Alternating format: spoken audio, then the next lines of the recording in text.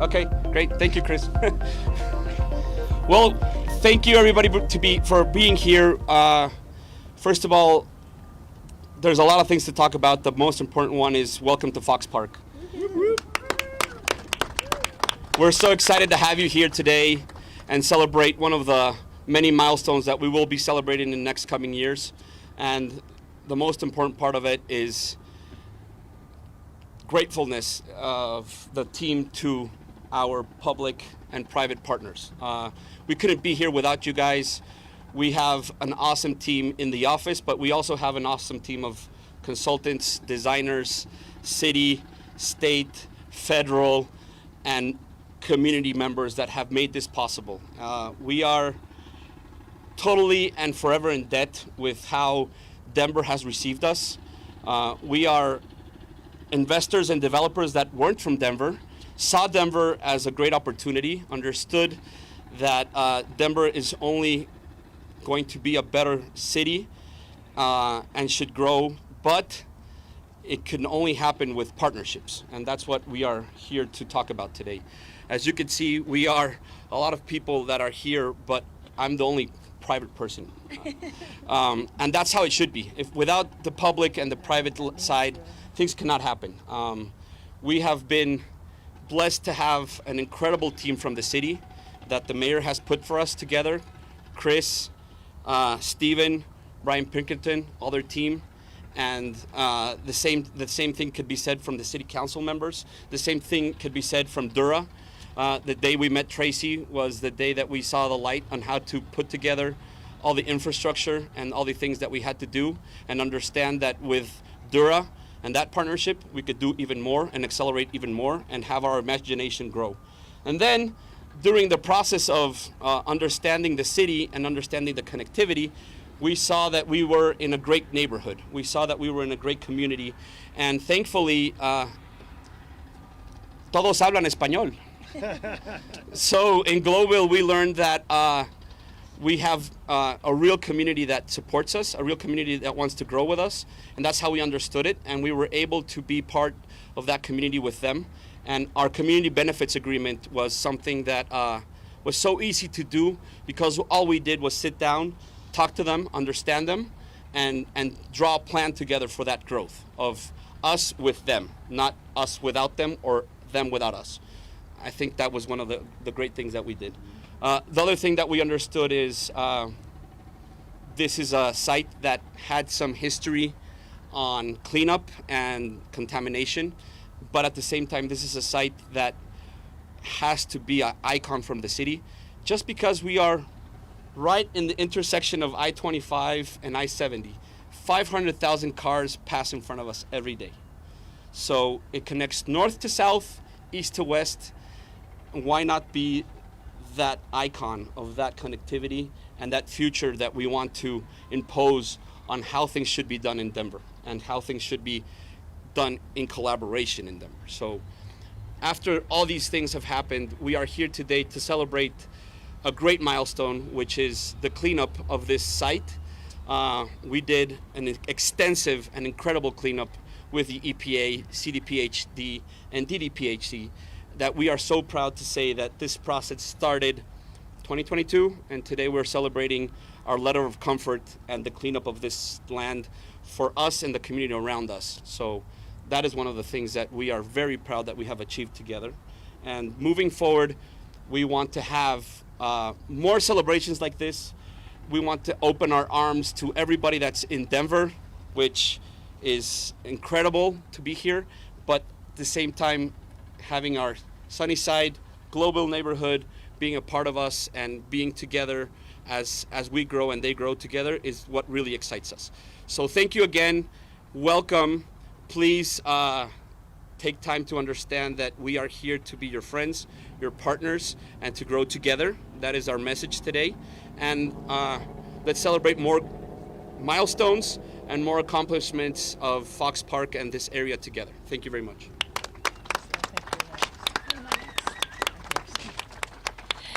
Thank you so much. Hi, everyone. I'm Casey Becker. I'm the administrator for EPA Region 8.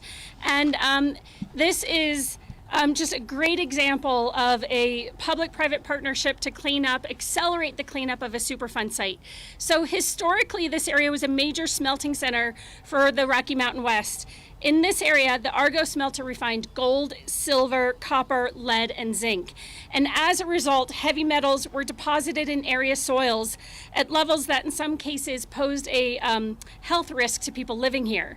Designated as the Vasquez Boulevard I-70 Superfund site in 1999, Globeville and surrounding neighborhoods are some recognized as some of the most polluted areas in all of Colorado. So now with Vita Fox Park developer, in close collaboration with EPA and CDPHE and the city of Denver, they've spent $20 million to really accelerate the cleanup and remove roughly 500,000 cubic yards of contaminated soil. You know, the Biden-Harris administration really prioritized Superfund cleanups with the passage of the bipartisan infrastructure law. But even still, it would have taken us as EPA alone with CDPHE many more years to do this cleanup. But having a partner come in and do it themselves really accelerated it. And that's a huge benefit for the city of Denver and its residents. So this area can now return to a prosperous economic engine for the Globeville community. And today's event marks a successful and unique public-private partnership to bring contaminated lands back to beneficial use. They will be delivering millions of square feet in new commercial space and thousands of mixed income residential units, as well as additional community benefits and opportunities for Globeville. So thank you to Vita Fox Park and to the city of Denver, CDPHE, that were able to come together and with EPA really accelerate the cleanup of this site and return it to productive use. And it's just one more Superfund cleanup that we get to mark check next to. So really excited to see it move forward. Thank you. Thank you. Thank you so much. I'm Congresswoman Diana DeGette, and I'm so proud to be partners with all of the people up here. I was telling the group earlier, I've lived in Denver my whole life, and one thing that people who live in other cities in this country don't realize is the tremendous potential we have right here for development within our own city. And this project is super exciting because it's going to bring new business, commercial, residential, and green space for this neighborhood. And one of the most important things we can do in this neighborhood, Globeville, Elyria, Swansea, is we need to clean up contamination, because historically this has been a neighborhood, as you see, the highway coming through, all of the disposal. So this project is exciting to me because it's actually helping us clean up an urban site through the EPA Superfund program. So thank you, Casey, for having the EPA invest in this. And I also really want to thank the developers for having us here and for everything that you have done to make this project happen. Sometimes it takes, I know the agency tries its best, but sometimes government agencies take a long time. And so when we have these partnerships, it really helps speed things along, and that's what's so exciting about this plan. This project will be 41 square acres, and so it's going to be the newest exciting addition to our neighborhood. It'll have, this is what I was referencing before, 14 areas of interconnected parks and 3,400 new housing units, which we so critically need in this area. So thanks again for doing this. I'm happy to be here to lend my support today and to let you know that I'm here along with the Biden-Harris administration and going forward to make sure that we get the funds we need to clean up these Superfund sites. With that, Councilwoman Sandoval, do you want to say a few words? Yes. Congresswoman Amanda Sandoval, who is a wonderful leader. Good morning, everyone. My name is Amanda Sandoval, and I happen to be the council president, but also the councilwoman just across the tracks right there. I was born and raised in this neighborhood. I've lived my whole entire life, And when I die, I hope to be buried, even though we don't have a cemetery over here, is my running joke with my family. So I was thinking about what to say when I got asked to speak all of a sudden. And I have to just reminisce back to June 4th, 2012. I was hired by then Councilwoman Judy Montero, and this was her council district. And we grew up together. I knew her, and our daughters went to school together. And she drove me to this site. And we stopped and we parked on the outside, and she said, "What do you think this could be, Hita?" And I said, "I don't know. What do you mean?" Because I always knew it as the Denver Post site. I knew it was where it printed our newspapers, where I got the information that I was reading that my dad would get every morning at La Casita, and he'd already read it. And I would read it when I was working with my father. And I said, "I don't know." And she said, "Let's imagine. Let's dream. Let's think about what this could be." And together, she and I sat here for an hour. And we looked at this site and we thought about affordable housing. We thought about food. We thought about food access. We thought about urban forest. And mostly we thought about how can we undo the wrongs of the past. That this area has been historically marginalized. That this area was a Superfund site. When I tell people that I was born and raised in Denver and that I live a half a mile away from 3 Superfund sites, nowhere in the United States do we have that, nowhere. And so I just want to say thank you to the developers. I met you a long time ago. Thank you for staying steadfast in your commitment to Denver. I remember when I first met you, I said, "Are you going to come in and out like the other developers?" And you gave me your word, your palabra. And that means something to me as a Latina who grew up in this neighborhood, is because all we have at the end of the day is our word. And so when I was able to vote on this project, even though we had disagreements with at then time, the council person, I knew that this was going to be transformational. Not just transformational for Globeville, Leary, and Swansea, but transformational for my council district and transformational for the city and county of Denver. So thank you all for cleaning up and doing something that has been long needed. Thank you for making private dollars. And I just have to say thank you for coming from Mexico. For those who may not know, this was once Mexico. We did not have the opportunity. When my family talks about where we were from, the border crossed us, and we have to remember that. And so we have a long history and partnership with Mexico. They're one of our biggest trade partners. They're one of our biggest destinations. So what impacts the United States absolutely impacts Mexico. And so thank you for coming here and bringing your inspiration from Mexico City to Denver. And we hope we can do the same and return it. Thank you all.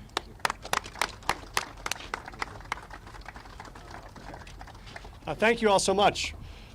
I think this project is a story of historic collaboration at historic speed with historic results. Right?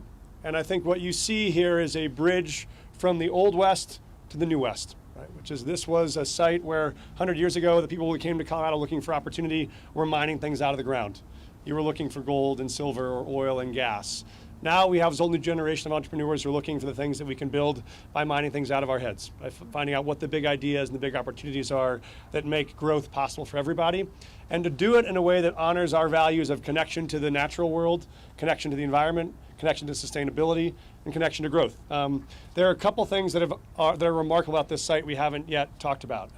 One is this will also be the site of the first Virgin Hotel in the Western United States. I'm sure Richard Branson will be out here at some point to fly in and welcome us for the opening. But this shows when people are looking around the world for the next location for your world-class product, they think first of Denver. That is a great honor.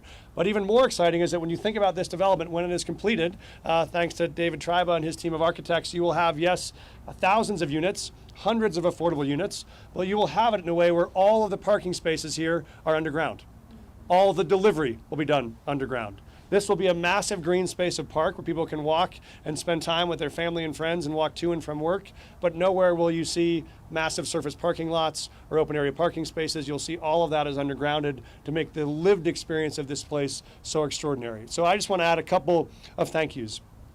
How does magic like this happen? How do you take a place that was one of the most contaminated sites in the city and make it into what can be the most promising site for redevelopment? Well, it starts with the genius of Tracy Huggins. Where is she?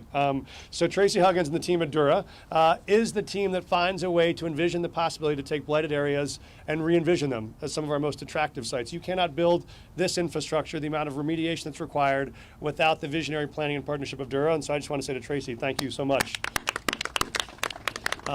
for being in the perpetual business of making the impossible possible. Thank you for doing that. And then it is an incredible federal collaboration. There were 100 ways for this project to fail. There was one way for it to succeed and one way for it to succeed at this speed, and that was incredible collaboration with the federal government, with the Environmental Protection Agency, because for 2 years to go from start to finish on the amount of partnership we need across state and federal agencies to do this cleanup is remarkable, and is the pace and urgency we want to be the hallmark of all the work our administration does, is to say we see this as an opportunity.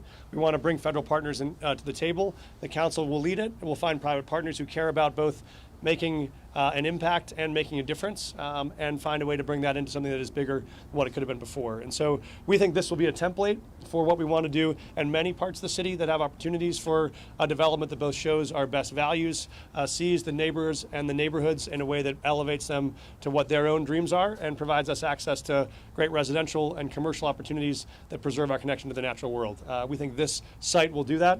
And to you, we just want to say mil gracias para venir y bienvenidos. And we are so grateful to be here and to break ground today for what will be, we think, a model for the rest of the city and the rest of the country. So thank you all for being here. Huge congratulations to Jose and the team. Fantastic victory. All right, do we cut some? I guess we're taking questions. Do we have questions? Maybe the questions are, how much longer do you have to stand outside in the hot sun? If that's the only question, are there any other questions that we have? Yes. So, thinking about the neighborhoods, and this is possibly a question for you, Councilwoman. I mean, these are some of the last working class neighborhoods in the area. They've been dealing with environmental contamination. A big project like this often also signals big changes for those once naturally at least, affordable houses. Can you talk a little bit about the impact, how you all are mitigating for that, if at all? So I'm glad to answer that, because it was one of our priorities. When you land in a site, you have to understand your surroundings, right? You have to be humble enough to understand that you are the new one, and this area has a heritage, has a culture, and has traditions. And once you understand it, and you understand the rules that the city's putting in front of you of affordability, all these things, well, you just don't go and comply with them and you move forward. You really sit down and do it. So we are really proud of the collaboration we did with the neighborhoods. We sat down and had probably 40 to 50 community benefits, community meetings where we reached a community benefits agreement. It's funny, you go to Globeville and Elaria, Swansea, and you tell them, hey, do you want to be part of the affordable housing project of Fox Park? No, I want to stay in my house. So how can you help me stay in my house? I don't want to have to sell my house. How can you help me put my son's business in the right track? How can you help my business? So our community benefits agreement was designed with their input, and part of our agreements is to inject a very considerable amount of money for source hiring, to improvement through Brothers Habitat and Tierra Colectiva Trust, for that money to be dedicated to improve the neighborhood. Through our collaboration with the Denver Botanic Gardens, we've also brought them ideas and seminars to improve the tree canopy, to not get rid of grass and have the right flowers and have the right plants, so there's no more heat generated from just getting rid and putting rocks in. So I think the collaboration of understanding what the community wants and what the community needs and what you could do for them, because we would love to do more, but at the end of the day, we're also making a business out of this. But I think having that in mind, and for us, just every time we have to go out and do a new contract on this site, and having the ability to access our neighborhood and say, hey guys, there's an opportunity for work in Fox Park today. Who wants to be a part of that? That happens every time we go out for a bid. Then hey guys, why don't we help the youth? So we're with Birdseed Collective, we're doing youth programs. Hey guys, why don't we? That's how the community feels that they're not going to be gentrified, they're not going to be kicked out, and they are going to be able to be a partner and be part of it. I'm going to say a very small example. The coffee you guys are drinking today is from the coffee house right across the street in Globeville. Prodigy. So it's a great coffee house. They believed in Globeville, and we're supporting them, and we support each other, and that's how you do it, right? Creating community. I'll just add one more thing to that. I think this is the opposite of displacement. This is reinforcement of an existing community we want to stabilize and support. This was industrial and manufacturing sites before.